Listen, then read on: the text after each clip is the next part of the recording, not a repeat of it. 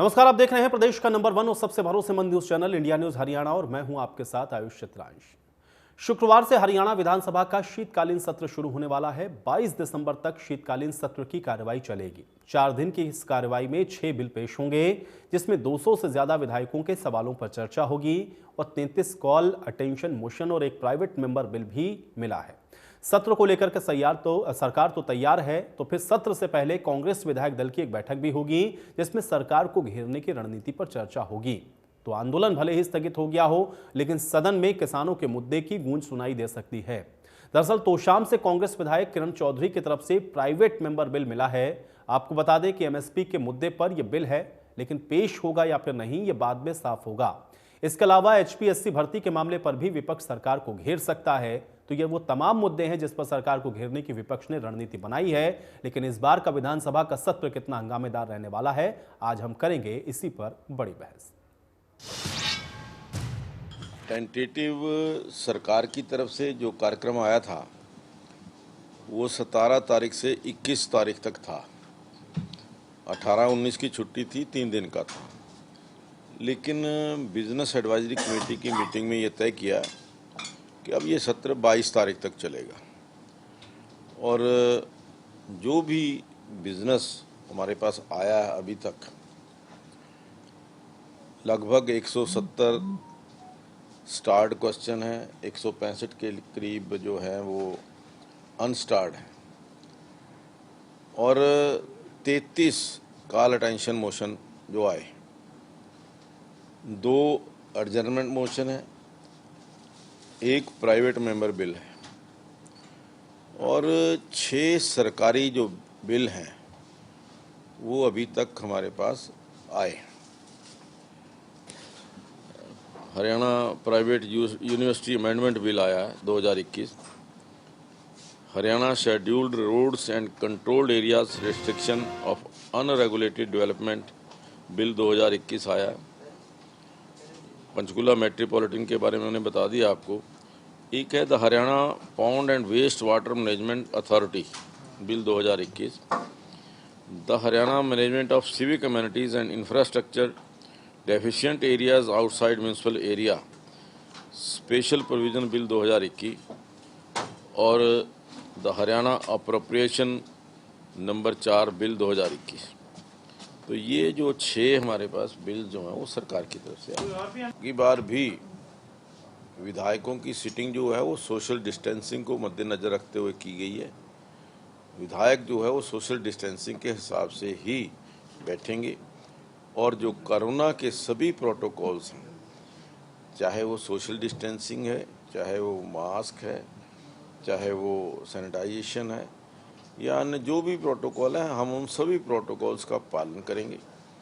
और उसके अलावा हमने अब की बार ये कहा है कि हमारे सभी विधायक, अधिकारी, कर्मचारी वो दोनों डोज लगवा करके आए और नहीं तो 72 घंटे पहले तक जो RT-PCR का टेस्ट है उसकी रिपोर्ट लेकर के आए। टेंटेटिव सरकार की तरफ से जो कार्यक्रम आया था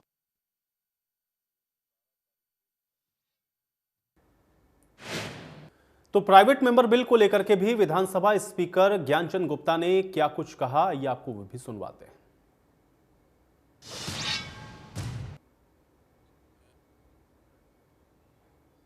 रेजोल्यूशन है ये MSP को कानूनी रूप से लागू करने बारे।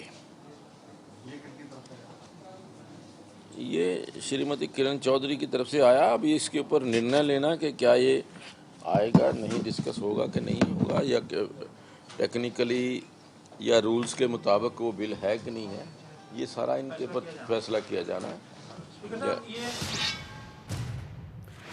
तो वहीं सत्र को लेकर सरकार और विपक्ष दोनों ही पूरी तरह से तैयार होने का दावा कर रहे हैं। सुनिए। पिछले 2 साल में निरंतर ये सुनते आए हैं, विपक्ष ने तैयारी करी और सरकार भी पूरी तौर पर तैयार है। एक उनके सवाल का जवाब भी देगी और आंकड़ों के साथ जवाब देगी। कोई ये तय हो गया कि कितने बिल इस सत्र में आ रहे हैं? अभी तो डिपार्टमेंट्स ने अपने बिल प्लेस करे हैं। 6 बिल्स शायद रिसीव हुए हैं, 2 उसके अंदर से सर्कुलेट हो गए। जैसे जैसे और डिपार्टमेंट्स करेंगे उनको भी आगे प्रोसेस में डाला जाएगा।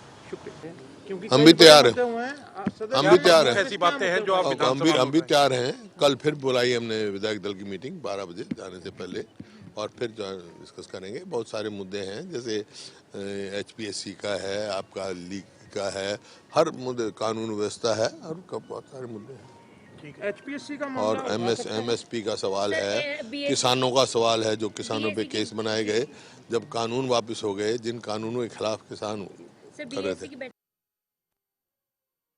शीतकालीन सत्र के बारे में आइए आपको ग्राफिक के जरिए भी बता देते हैं। सबसे पहले आप जान लें कि 22 दिसंबर तक ये सत्र चलेगा। इसमें जो 6 सरकारी बिल हैं इस सत्र के अंदर विधानसभा के पटल पर रखे जाएंगे। इसके अलावा जो सबसे अहम है वो है MSP पर प्राइवेट मेंबर बिल। इसको लेकर के भी जो चर्चा है वो हो सकती है। 33 कॉल अटेंशन मोशन भी होने वाले हैं शीतकालीन सत्र के अंदर। 170 स्टार्ट जो क्वेश्चंस हैं वो भी रहेंगे, और 165 अनस्टार्ट क्वेश्चंस भी इसमें इस सत्र के अंदर रहने वाले हैं। ये शीतकालीन सत्र में क्या होगा आपको बता देते हैं। विधायकों के 170 सवाल हैं जिन पर चर्चा होगी 22 दिसंबर तक जो सत्र चलेगा।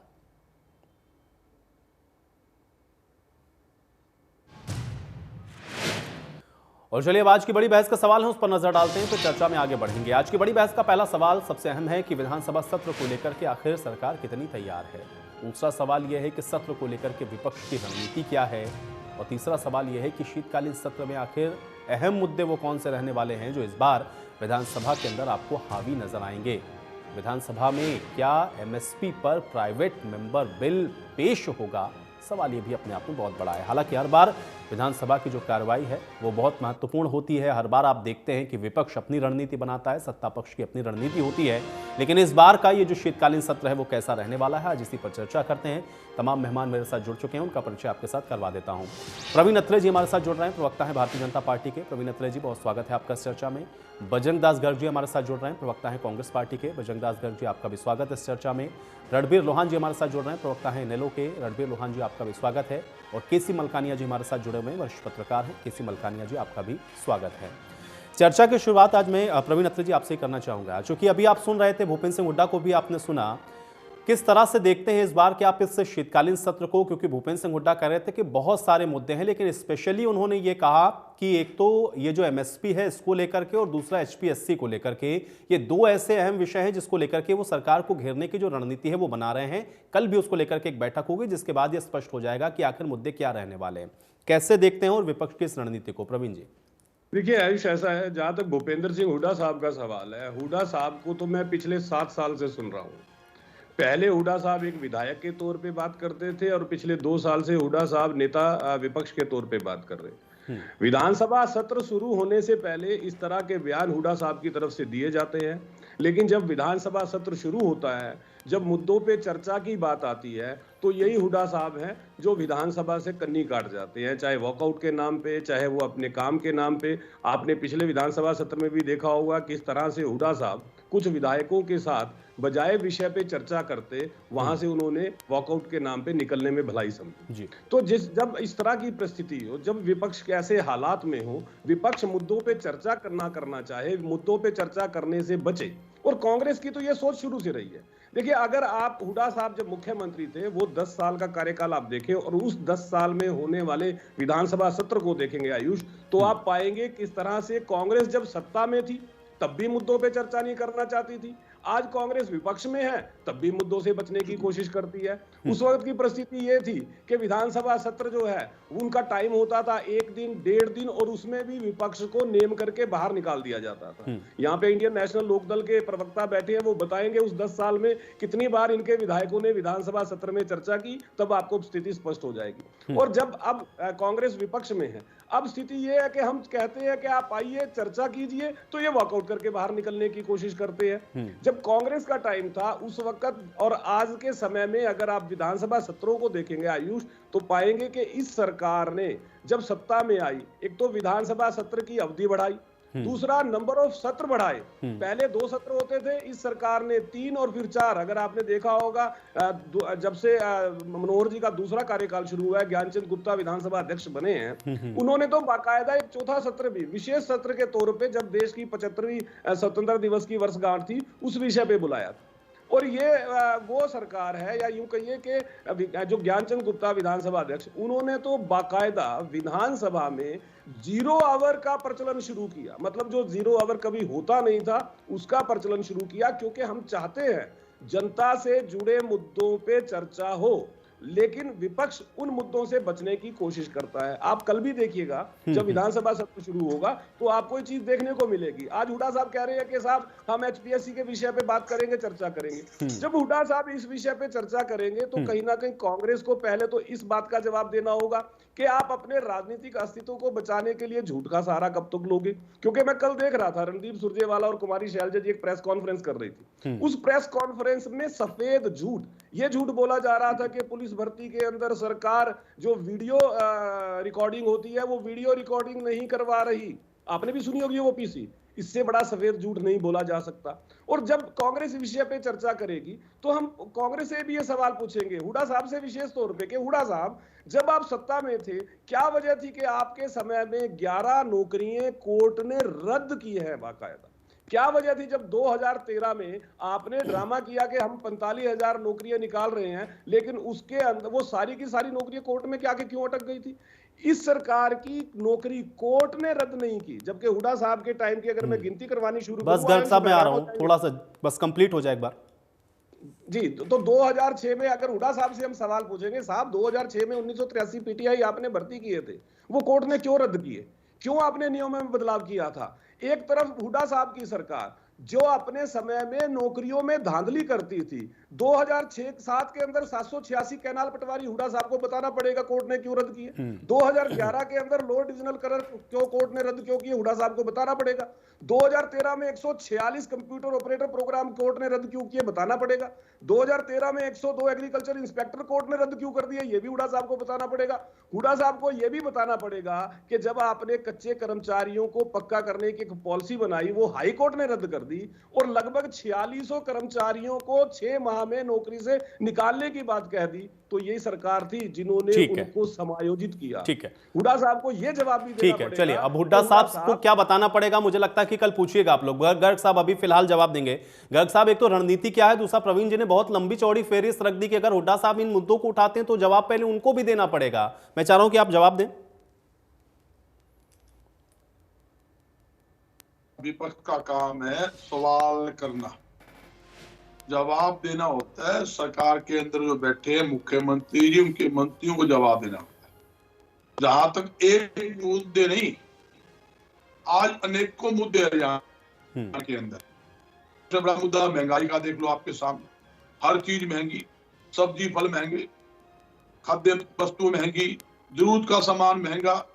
दूसरा बेरोजगारी, बेहताशा बेरोजगारी इस राज्य के अंदर फैलती जा रही है। लोगों को काम नहीं है, व्यापार उद्योग ठप होते जा रहे हैं।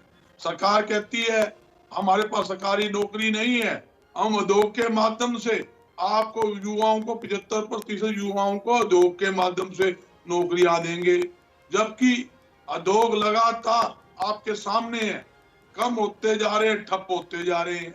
आज तक सरकार ने ये पॉलिसी नहीं बनाई भी नए उद्योग कैसे लगेंगे, जब आपने कोई ना तो उद्योगों को रियायत दी है ना कोई छूट दी है, तो नए उद्योग कैसे लगेंगे? ये भी आज तक सरकार ने ये कोई पॉलिसी नहीं बनाई। उसके अलावा आपके सामने है भर्ती घोटाला देख लो, और यहाँ तक कि अनेकों और बातें हैं हरियाणा के अंदर।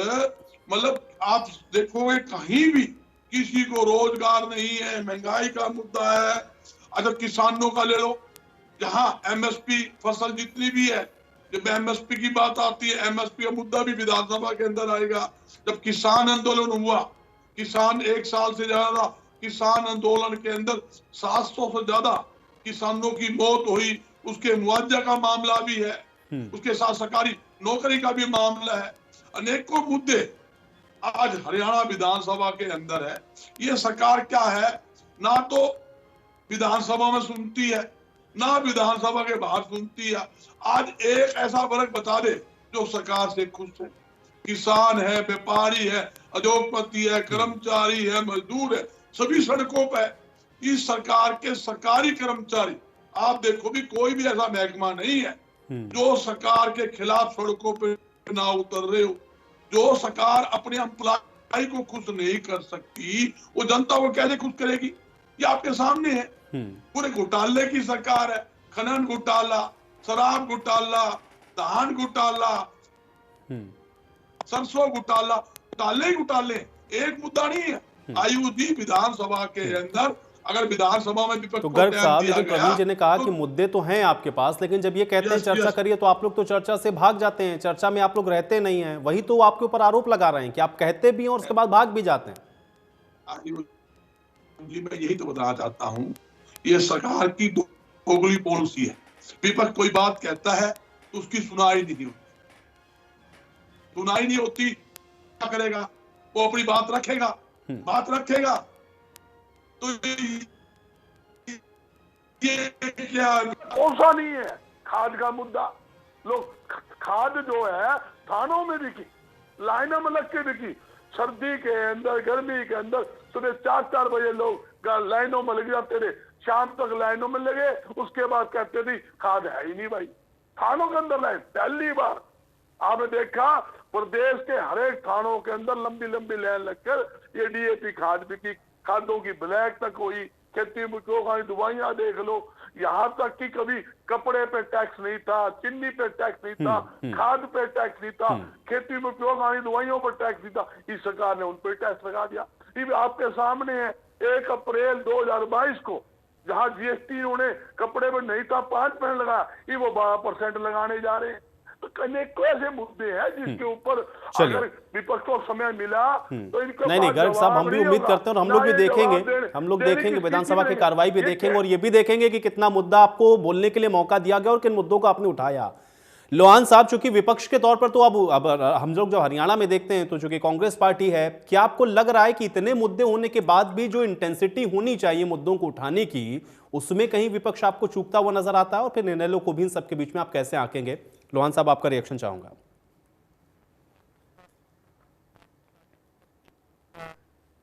निभाएंगे। परवीन अख्तर जी ने भी बताया कि भाई कांग्रेस पार्टी उस तरीके से नहीं निभा पा रही जैसे निभाना चाहिए था। मैं आपके माध्यम से पब्लिक को बताना चाहूंगा कि परवीन अख्तर जी ने ठीक कहा है कि पिछले 7 साल से हम देख रहे हैं कि सिंह हुड्डा और भारतीय जनता पार्टी दोनों मिले हुए हैं। जो जनता को चाहिए, जो जनता के मुद्दे उठाने चाहिए, वो भूपेंद्र सिंह हुड्डा जी नहीं उठा रहे। जैसे अब इन्होंने थोड़े दिन पहले भी देखा था कि कांग्रेस पार्टी के जो सेंटर के लीडर थे विवेक बंसल जी, उन्होंने उनको 7 तारीख का टाइम दिया, लेकिन हुड्डा साहब ने कहा कि नहीं, मैं एचपीएससी के आगे नहीं जाऊंगा, मैं क्लर्कों के। लेकिन उनका बेटा 3 तारीख को एचपीएससी के आगे जाके आया। और क्या मतलब ये फर्क क्या है, मुझे समझ नहीं आया कि ये हुड्डा कांग्रेस, और 10 साल से हुड्डा साहब कांग्रेस के चीफ मिनिस्टर रहे हैं, उस समय भी इन्होंने ऐसी कोई भूमिका नहीं निभाई।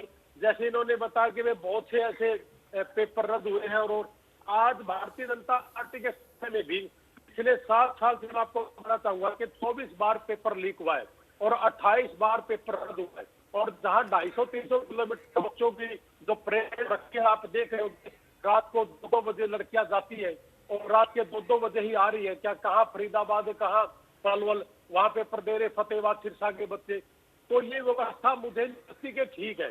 जहां इन्होंने 75% नौकरियां प्राइवेट कंपनियों में देने की बात कही थी, मैं आपके माध्यम से पूछना चाहूंगा सरकार से कि एक भी कंपनी मुझे बताए जिसमें 75% युवाओं को सरकार ने रोजगार दिया है। और दूसरा, जैसे भ्रम फैलाने का काम करे चीफ मिनिस्टर जी, नीरज चोपड़ा के गांव में जाकर के जो जैवलिन में हमारा गोल्ड लेके आया था, उन्होंने कहा कि वहां हम स्टेडियम खोल लेंगे। और वहां हमने जैसे पता किया है, आज कर्ण चौटाला जी ने भी बोला था एचपीएससी के आगे कि वहां पे पंचायती जमीन ही नहीं है, तो ये मतलब स्टेडियम खोल लेंगे कैसे।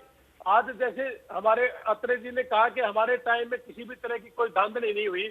और मैं पूछना चाहूंगा, आपसे थोड़ा जो ड्राइंग टीचर है जो सुप्रीम कोर्ट के उसमें अटके पड़े हैं कि उन्होंने कुरुक्षेत्र यूनिवर्सिटी कहती है कि रेगुलर और डिस्टेंस वाले हमारे बच्चे सब बराबर है, लेकिन ये पहले से ही क्यों नहीं तय किया गया? आज 500 कुछ बच्चे, आज डिस्टेंस वाले बच्चे सुप्रीम कोर्ट की वजह से उनको हाथ धोना पड़ रहा है।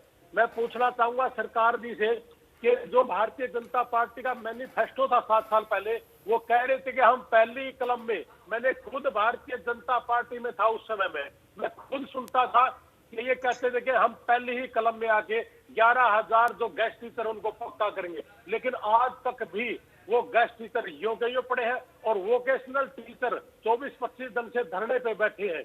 वो बेचारे अपनी मांग है कि हमें भी पक्का किया जाए, लेकिन किसी भी तरीके की कोई जू नहीं रहती। आज डीसी रेट में 3 कैटेगरियों में बांट दिए हमारे युवा, ए, बी और सी। एक कैटेगरी वाले बच्चों को 19 से 21 हजार रुपये अगर ये पेंशन दे रहे हैं, तनख्वाह दे रहे हैं, तो बी कैटेगरी वाले को 2,000 रुपये कम और सी कैटेगरी वाले को 3 से 4,000 रुपये कम। मतलब ये सिस्टम क्या है मुझे समझ नहीं आ रहा। और मैंने ग्राउंड रिपोर्ट की आपको मैं बता दूं, ग्राउंड रिपोर्ट ये है कि डीसी रेट पे भी ये 50,000 से लेकर 2.5 लाख रुपये रिश्वत ले रहे हैं। जैसे एचपीएससी में ऑफिस में पकड़ेगा करोड़ों रुपया।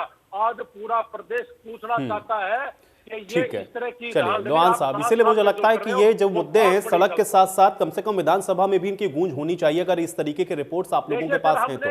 हमने विधानसभा बिल्कुल ठीक है, हमने क्वेश्चन, ठीक है। अभी तो अभय चौटाला जी है ना, हम लोग देखेंगे कि ये मुद्दे किस तरह से उठते हैं। केसी मलकानिया जी, आपका भी एक रिएक्शन चाहूंगा, क्योंकि बार बार ये बात कही जाती है। हम लोग जब विपक्ष की बात को सुनते हैं तो विपक्ष कहता है कि हमारे पास तो साहब मुद्दे की कोई कमी नहीं है, इतने मुद्दे हैं, हम सरकार को घेरेंगे। सत्ता पक्ष अपनी बात को भी रखता है, लेकिन साथ ही साथ इस बार हम लोग जो देख रहे हैं, खासतौर से ये पिछले जो कार्यकाल रहा भारतीय जनता पार्टी का, उसमें विपक्ष की भूमिका को आप किस तरह से देखते हैं? और इसके अलावा जिन मुद्दों का यहाँ पर जिक्र हो रहा है, क्या आपको लग रहा है कि वो सही तरीके से उठते हैं विधानसभा के अंदर, या शोर शराबे के अलावा कुछ नजर नहीं आता? मलकानिया जी। आयुष जी, जब विधानसभा चलती है तो कई बार तो विपक्ष सत्ता पक्ष की दबाव डालना चाहता है, उसकी जो आवाज है उसको दबाना चाहता है। कई बार जो सत्ता पक्ष है, जो विपक्ष है, उसकी आवाज को भी दबाना चाहता है। कई बार हो लाता है। अगर विधानसभा में जो मुद्दे हैं उनको सही से उठाया जाए तो उनका हल भी हो सकता है और सरकार को जवाब देना पड़ता है। जैसे अब विपक्ष कहता है नौकरियों का मुद्दा है, नौकरियों में भ्रष्टाचार हुआ, महंगाई का मुद्दा है, किसानों का मुद्दा है, और उसको क्रमवार से उठाया जाए और सरकार से जवाब मांगा जाए तो सरकार को जवाब देना पड़ता है। परंतु अगर आप हो हल्ला करेंगे और सरकार की बात नहीं सुनेंगे, मंत्री को नहीं सुनेंगे, तो उस मुद्दे का जो है कोई हल नहीं निकलेगा। तो लगता है कुछ मुद्दे तो इस बार उठाए जाएंगे, जैसे किसानों का मुद्दा है, भर्तियों में भ्रष्टाचार का मुद्दा है, महंगाई का मुद्दा है, एमएसपी का मुद्दा है।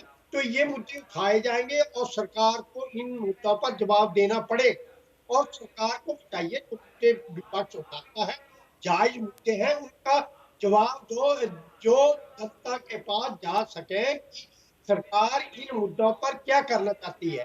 अब बेरोजगारी का मुद्दा है, जो है बेरोजगार है, जब भी भर्तियां निकलती हैं कभी पेपर लीक हो जाता है, कभी जाके प्रोटेस्ट पे हो जाती है, और युवक को कई बार जो है नौकरी के लिए जाना पड़ता है, भटकना पड़ता है। और अब तो जैसे एचपीएससी में भ्रष्टाचार का मुद्दा निकला, डिप्टी सेक्रेटरी के दफ्तर से कैश पकड़ा गया, तो ये मुद्दा भी विधानसभा में उठेगा। विपक्ष के पास ये मुद्दा भी है। किसानों आंदोलन में जो शहीद हुए हैं किसान, उसका मुआवजे का मुद्दा उठेगा। तो ये जो मुद्दे हैं ये है तो महत्वपूर्ण, पर इसमें युवाओं का और नौकरी का मुद्दा जो है बहुत महत्वपूर्ण है। महंगाई का मुद्दा भी है, परंतु युवा जो है, जैसे जो कोई कर्मचारी रिटायर्ड होता है उसको दोबारा एक्सटेंशन दी जाती है, परंतु जो युवक है वो एग्जाम देते हैं, नौकरी के लिए जाते हैं, इंटरव्यू के लिए जाते हैं और बाद में लौट के जाते हैं, चाहे वो पेपर लीक हो जाए, चाहे हाई कोर्ट में चल जाए, कोई पिटीशन डाल दे। अब कच्चे कर्मचारी है पक्के होने के लिए आंदोलन कर रहे हैं। तो इसमें जो है ऐसा माहौल है कि हर जगह आंदोलन हो रहे हैं। तो पहले जो जो पिछली सरकार थी, मनोहर लाल सरकार का पिछला पहले कार्यकाल था, तो उसकी जो नौकरशाही पे पकड़ अच्छी थी, परंतु इस बार गठबंधन की सरकार, तो इसमें लगता है कि कुछ जो है पकड़ थोड़ी ढीली पड़ी है। चाहे गठबंधन का जो धर्म है दोनों पार्टियां निभा रही है और बड़ी अच्छी तरह से चल रही है, फिर भी कुछ ना कुछ कमी इसमें आई है। तो सरकार को जो है, जो मुद्दे उठाए जाते हैं उनका जवाब दे और जो असली बात है वो जनता तक पहुंचे। बिल्कुल, प्रवीण जी जवाब दें आप। देखिए, ऐसा है आयुष के बहुत से सवाल उठाए हैं विपक्षी मित्रों ने भी, और मैं सबके जवाब दूंगा, लेकिन निवेदन करूंगा ना तो कोई डिस्टर्ब करे और समय मुझे जरूर मिले। आपने जब इंडियन नेशनल लोकदल के प्रवक्ता से सवाल किया था तो आपने एक बात कही थी कि मुद्दे उठाने की इंटेंसिटी जो होनी चाहिए वो इंटेंसिटी क्यों नहीं है। देखिए, जब आप झूठ को मुद्दा बनाने की कोशिश करोगे तो इंटेंसिटी अपने आप ही कमजोर हो जाती है। हम तो चाहते हैं कि आप आइए, चर्चा कीजिए। इसी वजह से हमने विधानसभा सत्र की अवधि भी बढ़ाती, इसी वजह से हमने जो विधानसभा सत्र होते हैं उनकी संख्या भी बढ़ाई, हमने लंबे विधानसभा सत्र किए क्योंकि हम मुद्दों पे चर्चा करने चाहते हैं। लेकिन विपक्ष कर क्या रहा है, मैं आपको उदाहरण देके बताता हूं। देखिए, सबसे पहले इंडियन नेशनल लोकदल के प्रवक्ता ने कहा कि सरकार बताए कि उन्होंने कौन सी कंपनी में 75% युवाओं को रोजगार दिया। अब जिस पार्टी का प्रवक्ता बिना कानून को पढ़े, बिना कानून के बारे में जाने, यहां पे इस तरह का सवाल पूछेगा, आप समझ सकते हैं कि यह मुद्दा विधानसभा में कैसे टिकेगा। जब कानून बना उसमें स्पष्ट था कि यह कानून 1 जनवरी से लागू होगा, जो नई भर्ती कंपनियों में होगी उनमें से 75% लोकल युवाओं को रोजगार दिया जाएगा। अभी तो 1 जनवरी आई नहीं और सवाल अभी पूछना शुरू कर दिया। दूसरा विषय, इन्होंने एक सवाल किया, ये कहते हैं कि साहब जो ड्राइंग टीचर्स हैं सुप्रीम कोर्ट की वजह से वो अपनी नौकरी से, अपने अवसर से हाथ धो रहे हैं। जब सुप्रीम कोर्ट की वजह से धो रहे हैं तो सरकार का क्या दोष है भाई उसमें? अगर ये इस विषय को मुद्दा बनाएंगे, आप समझ सकते हैं विधानसभा में इनका क्या हाल होगा। सुप्रीम कोर्ट तो हमारे कंट्रोल में नहीं है, हम हरियाणा विधानसभा की बात कर रहे हैं, हरियाणा की बात कर रहे हैं। इन्होंने एक बात और कही कि गेस्ट टीचर, इन्होंने कहा कि इस सरकार ने गेस्ट टीचर के लिए क्या किया। ये वो गेस्ट टीचर है आयुष भाई जो भूपेंद्र सिंह हुड्डा साहब ने लगाए और उनके साथ धोखा किया, उनको पक्का नहीं किया। लेकिन वर्तमान सरकार ने, मुख्यमंत्री मनोहर लाल ने उन गेस्ट टीचर की नौकरी ना जाए उनको समायोजित किया। ये इस सरकार ने किया। अगर इसको विषय बनाएंगे तो विधानसभा में इनका क्या हाल होगा। उसके बाद ये कहते हैं कि हरियाणा पब्लिक सर्विस कमीशन में जो करोड़ों रुपए पकड़े गए, अरे साहब आपको सरकार का धन्यवाद करना चाहिए। किसने पकड़े पैसे? सरकार ने पकड़ी। कार्रवाई किसने की? सरकार ने की। वरना एक समय हरियाणा में ऐसा था कि लगातार विपक्ष आवाज उठाता था लेकिन कार्रवाई नहीं होती थी। हुड्डा साहब के टाइम में नौकरियों में जितनी धांधली हुई, बताइए किसकी जांच हुड्डा साहब ने करवाई? एक नौकरी की बता दीजिए। हुड्डा साहब के समय में जो एचपीएससी की भर्ती हुई थी जिसमें 66 उम्मीदवार मंत्री और उनके रिश्तेदार लगे हुए थे, क्या हुड्डा साहब ने उसकी जांच करवाई थी? क्या आपके टाइम में जो 2002 का बैच लगा था हरियाणा पब्लिक सर्विस कमीशन का, जिसके ऊपर सवाल उठे थे, क्या आपने उसकी जांच करवाई थी? 2004 में जब आपने लगाए, जब उसके खिलाफ आवाज उठी, विपक्ष ने जांच की मांग की थी, क्या आपने जांच करवाई? और ये वो सरकार है, अगर एक भी कोताही सरकार की जानकारी में आती है तुरंत उस पर कार्रवाई होती है। अब देखिए कांग्रेस के प्रवक्ता क्या कह रहे थे। हालांकि मलकानियन जी भी जिक्र किया, किसान आंदोलन में जो 700 किसानों की मौत, जिसका बार बार जिक्र किया जाता है मुआवजा, हालांकि केंद्र सरकार और किसान जो यूनियंस हैं उनके नेताओं में बातचीत हो चुकी है, आपस में निर्णय हो चुका है, उसके ऊपर चर्चा का विषय नहीं बचता। लेकिन कांग्रेस अगर ये विषय विधानसभा में उठाएगी तो क्या सवाल पूछा जाएगा कि हुड्डा साहब आपने कहा था कि 2 लाख रुपए हर किसान को हम देंगे, दिए आज तक? क्यों नहीं दिए? क्या हुड्डा साहब को यह सवाल नहीं पूछा जाएगा? क्या जवाब देंगे हुड्डा साहब इसका? उसके बाद बात आ जाती है महंगाई की। अगर विधानसभा में कांग्रेस जब महंगाई का जिक्र करेगी, क्या आयुष हम ये सवाल नहीं पूछेंगे कि 2011 के अंदर WPI कितना था वो बताइए हुड्डा साहब, और आज WPI कितना है वो बताइए। देखिए, मैं ये बात मानता हूं, जब मोदी जी देश के प्रधानमंत्री बने, मनोहर जी मुख्यमंत्री बने, महंगाई पे कंट्रोल किया। WPI जो 11.5% था वो घट के 3.4% आ गया। पिछले कुछ समय में जब पूरे विश्व के अंदर कोरोना महामारी की वजह से सप्लाई चेन पे इफेक्ट हुआ और अंतरराष्ट्रीय मार्केट में पेट्रोल डीजल के जब दाम बढ़े तो वो जो 3.4 WPI था वो बढ़ के जो है 5.5 हो गया। लेकिन 11.5 से तो कम है। क्या उसका जवाब हुड्डा साहब को नहीं देना पड़ेगा? उसका जवाब देना पड़ेगा। फिर हम पूछेंगे कंज्यूमर प्राइस इंडेक्स, आप बताइए हुड्डा साहब आपके टाइम में कितना था जब यूपीए सरकार थी, और आज का कंज्यूमर प्राइस इंडेक्स क्या है? तो ये सब सवाल जब पूछे जाएंगे कांग्रेस से तो मैं वही बात कहूंगा। फिर ये क्या करते हैं, ये चर्चा नहीं करते, चर्चा से भागने की कोशिश करते हैं। फिर इन्होंने बात की रोजगार की। बेरोजगारी की। हालांकि हम ये बात कई बार चर्चा कर चुके हैं आयुष कि वर्तमान सरकार ने अपने 7 साल के कार्यकाल के अंदर लगभग 1 लाख से ज्यादा सरकारी नौकरियां दी। तो हम हुड्डा साहब से सवाल पूछेंगे कि हुड्डा साहब, जब आप 10 साल मुख्यमंत्री रहे थे तो क्या वजह थी कि आप 60,000 से ऊपर नहीं बढ़ पाए? हम इंडियन नेशनल लोकदल से भी सवाल पूछेंगे कि साहब आप भी 6 साल सत्ता में रहे हैं, क्या वजह थी आप 6,000 से ज्यादा नौकरी नहीं दे पाए? और हम 1 लाख से ज्यादा दे चुके हैं, हमसे आप सवाल करते हैं। उसके बाद इन्होंने बेरोजगारी का विषय पे चर्चा की। देखिए, मैं एक सवाल जरूर, जब अगर विधानसभा में हुड्डा साहब ने ये सवाल उठा दिया तो मुझे लगता है कि हुड्डा साहब के पास विधानसभा सत्र छोड़ के भागने के अलावा दूसरा चारा नहीं बचेगा। उसका कारण बताता हूं। उसका कारण सबसे बड़ा ये है कि हुड्डा साहब ने हरियाणा के युवाओं को पर्ची खर्ची में फंसा के उनकी योग्यता के साथ लगातार धोखा किया है। इंडियन नेशनल लोकदल पे मैं टिप्पणी करना नहीं चाहता, क्योंकि हरियाणा की जनता को पता है कि उस दौरान नौकरियों के मामले में क्या हुआ था।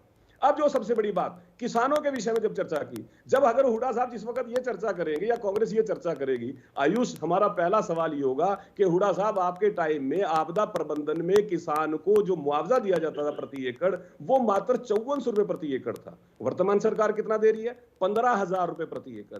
हमारे समय के अंदर प्रधानमंत्री फसल बीमा योजना, आपदा प्रबंधन का जो क्लेम है, दोनों का टोटल कर दे आयुष, लगभग 7,500 करोड़ रुपया वर्तमान सरकार के कार्यकाल में, मनोहर जी के कार्यकाल में किसान भाइयों को दिया जा चुका है। 1966 से लेके 2014 तक जितना मुआवजा जिस भी सरकार ने दिया है उसका टोटल मार लीजिए, अगर 7,500 करोड़ के आसपास भी आ जाए तो हम ये सवाल क्या हुड्डा साहब और कांग्रेस से नहीं पूछेंगे? क्या हम हुड्डा साहब और कांग्रेस से ये नहीं पूछेंगे कि वर्तमान सरकार ने किसान की खेती को जोखिम फ्री करने के लिए ये सवाल हो जाएंगे आप लोगों के सामने, जवाब मेरा ब्यौरा, जिस तरह से भावांतर भरपाई जैसी योजनाएं लेके आए, ठीक है, मैं जवाब ले लेता हूं। ठीक है, 40,000 रुपए प्रति एकड़ मुआवजा, अगर उसकी फसल खराब हो जाती है, ठीक है, गर्ग साहब बात करते हैं, कांग्रेस केवल विधानसभा सत्र मैं इनको बताना चाहता हूँ, कांग्रेस पार्टी ने हमेशा किसान मजदूर के हक के अंदर फैसले लिए। हमारे राज के अंदर 72,000 करोड़ का मुआवजा केंद्र सरकार ने माफ किया। यहाँ तक कहते हैं रोजगार की बात यूपीए सरकार ने दावा किया समय के अंदर तो ग्राम स्तर के ऊपर जो छोटे छोटे उद्योग लगे हुए थे, निकाल के देख लेंगे तो समझ में आ जाएगा साहब को। पूरे देश के अंदर 60,000 करोड़ रुपया और मोदी जी ने किसान भाइयों को प्रधानमंत्री सम्मान निधि के तहत 10 साल का, तो आपको शर्म आएगा के बजरंगी 7,00,000 भाइयों के अकाउंट में जा चुका है देश में। आप केवल 60,000 करोड़ रुपए की बात करते हो तो मनमोहन की सरकार के दौरान बार-बार दावा किया कि हमने किसानों का माफ कर दिया। बोलिए यहाँ बैठ के अपने आंकड़े जा रही है, 50 लाख रुपए मुफ्ती मांगी जा रही है। मतलब हर जगह आप देखोगे तो शाम के अंदर देखोगे, भिवानी में देखोगे, सिवानी में देखोगे, पानीपत, यहाँ पे भी आपको शर्म आएगा जी। आपके समय में अपराधियों को राजनीतिक संरक्षण प्राप्त होता है। 1 जनवरी से आज के टाइम में अगर कोई व्यक्ति अपराध करता है तो वो कहाँ पहुँचता है, ये आपने देखा। रोजगार देंगे, युवाओं को रोजगार देंगे, और ना रहेगी बात, ना बजेगी बांसुरी। ये नू तो बताइए कौन सा नया उद्योग 1 जनवरी से हरियाणा में लगने जा रहा है, ये तो आप क्लियर कीजिए। आप क्यों गुमराह करते हो? आप ये बताइए, जो 80% गांवों के, अरे खरखोदा के अंदर जो मारुति नया उद्योग लगा रही है, इलेक्ट्रिक की लगा रहे हैं, आप मतलब मेरा दोष नहीं है ना। आप चर्चा में बिना तथ्य के आएंगे तो बात ऐसी होगी। सुने, हम भी शांति की बात सुनते आ रहे थे। मैं आंकड़े ले रहा हूँ, जो ग्राम स्तर के ऊपर नमकीन की फैक्ट्री थी, साबुन तेल की फैक्ट्री थी, कुल्लर की फैक्ट्री थी, पलक निवार की फैक्ट्री थी, आज कहाँ है? जादरी की हैंडलूम की फैक्ट्री थी, आज कहाँ है? आपके सामने। जब वो फैक्ट्रियां बंद हो गई, छोटे छोटे 2 गांवों में लगती थी, हमारी बहन माताओं को रोजगार मिलता था, युवाओं को रोजगार मिलता था। सरकार की गलत नीतियों से सब बंद हो चुकी है, जब तो बेरोजगारी फैली है। बेरोजगारी फैलने के कारण ही हरियाणा में कानून व्यवस्था की स्थिति बिल्कुल खराब हो चुकी है। आज हर एक व्यापारी, आम नागरिक अपनी जान माल की सुरक्षा के लिए पूरी तरह से भयभीत है। खुलेआम फरोख्ती मांगी जा रही है, दुकान के ऊपर कट्टा धर के, सेठ जी पैसे दे, नहीं पैसे देगा गोली मार देंगे, खुलेआम। ऐसी स्थिति पूरे हरियाणा के अंदर है। इन्हीं इनका एक पार्टी का प्रवक्ता जो मीडिया प्रभारी था, जो सोनीपत से मुख्यमंत्री मिलकर आया, उन्हें कहा है हम हर एक व्यापारी को सुरक्षा देंगे। किसको सुरक्षा दे दी भाई? श्यामलाल बंसल की दिन दहाड़े दुकान के ऊपर बैठे गोली मारकर खुले पैदल आए और खुले चले गए। क्या कर लिया भाई? कहाँ ऐसी स्थिति है? आप ये बताओ, कहाँ आपके पास आपने सुरक्षा दी? ये लूटपाट फरोख्ती खुलेआम हो रही है, कोई सुरक्षित नहीं है। महंगाई की आयुष जी इनसे एक सवाल पूछिए, जिस हत्या का इन्होंने जिक्र किया, जो हमारे राज्य के अंदर सरसों का नेता के साथ 90 रुपए लीटर बिकता था, नेता का राज्य है, उसकी फोटो कांग्रेस के नेता के साथ कैसे मिल गई, जो हमारे कांग्रेस के नेता के साथ कैसे काम कर रहा था, ये सवाल पूछिए इनसे। आप यहाँ पे जो चिल्ला रहे हैं, जींद की आप वारदात का जिक्र कर रहे हैं, और जो आदमी संलिप्त था उसकी फोटो आप ही की पार्टी के नेता के साथ थी, आप ही की पार्टी का कार्यकर्ता था वो, और आप यहाँ इल्जाम लगा रहे हैं हमारे ऊपर। थोड़ी शर्म करो, दूरी करके 2 वक्त की रोटी, दाल रोटी खानी। आपकी की पार्टी के नेता के साथ भारी भरकम महंगाई है, गिरफ्तार किया, उसको कानून के कब्जे में लेके आए, लेकिन आप लोग राजनीतिक सुरक्षा देखते हैं अपराधियों को, आपको शर्म आनी चाहिए। आपकी पार्टी के नेता के साथ उसकी फोटो कैसे थी? कैसे आपकी पार्टी का कार्यकर्ता था वो? कैसे आपकी पार्टी के नेता था? गलत बात है। चलिए ठीक है, ठीक है, ठीक है गर्ग साहब। जो इन्होंने जींद की हत्या का जिक्र किया, चलिए गर्ग साहब, गर्ग साहब ठीक है, गर्ग साहब, पार्टी के नेता के साथ गर्ग साहब कम से कम यहाँ तो कम से कम उठा ले रहे हैं ना मुद्दे, जनता के सामने तो रख पा रहे हैं ना। बस विधानसभा के अंदर दिखना चाहिए, विधानसभा के अंदर थोड़ा दिखता कम है। लोहान साहब ठीक है, ठीक है गर्ग साहब आप देखिए, अब आप रिपीट कर रहे हैं। लोहान साहब जी देखिए, आयुष जी, परवीन अत्रे जी, नंबर एक बात तो सबसे पहले ये बात हुई थी कि जब मैं बोलूं बीच में ना बोले, लेकिन परवीन अत्रे जी ही याद बीच में बोल के सिर्फ अपनी झूठ को छुपाने का काम। अरे आपने झूठ बोला, अरे आपकी कैसे झूठ बोली?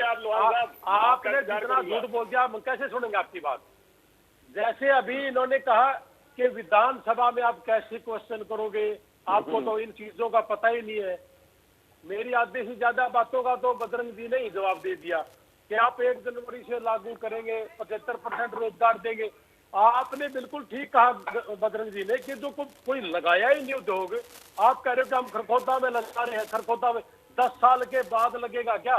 पिछले 7 साल से कहा ईंट पत्थर लगा दिया आप लोगों ने। और दूसरी बात आप कह रहे थे कि गेस्ट टीचरों के जो भूपेंद्र सिंह हुड्डा जी ने बताया, हमने तो उनको तनख्वाह दी है।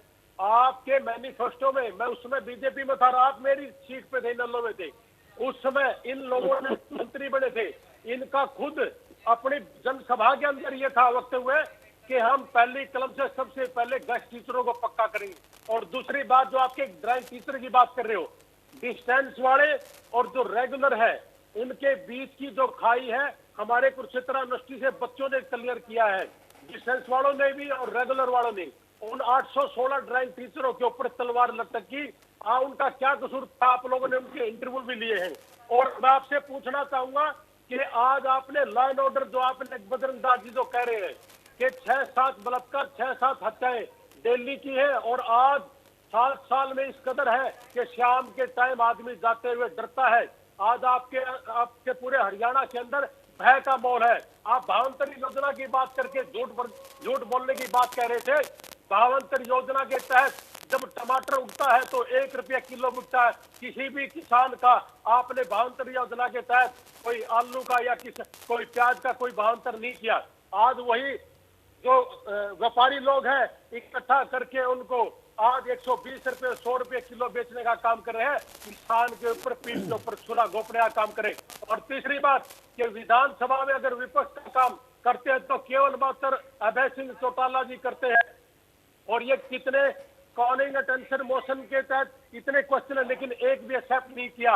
अगर हम चर्चा करना चाहते तो सरकार क्यों नहीं उनको चर्चा के लिए अपने उसके अंदर एक्सेप्ट करती? हमने सबमिट करवा रखे हैं लेकिन नहीं किए। लेकिन किसके साथ करें? आपकी जो व्यवस्था है हॉस्पिटल की, आज भी डॉक्टरों की कमी है, आपने ऑक्सीजन की कमी है, आप ओमिक्रॉन जो तीसरा जो लहर आने लग रही है, हम पहले आगाह कर रहे हैं आपको कि आपके डॉक्टरों की भर्ती करिए, आपके हॉस्पिटल भी बीमार पड़े हैं। मैं पूछना चाहूंगा अत्रे जी, 7 साल से आपने कानून व्यवस्था खराब कर दी। आज बच्चे जो स्कूल में टीचर नहीं है, 30,000 से ज्यादा, प्रिंसिपल नहीं है कॉलेजों में, 100 से ज्यादा कॉलेजों में, आप बात करते हो इस प्रदेश को विकास करने की। आप विकास कहाँ करोगे? बच्चों के पास आज टीचर नहीं है, हॉस्पिटल में डॉक्टर नहीं है, पूरी व्यवस्था नहीं है।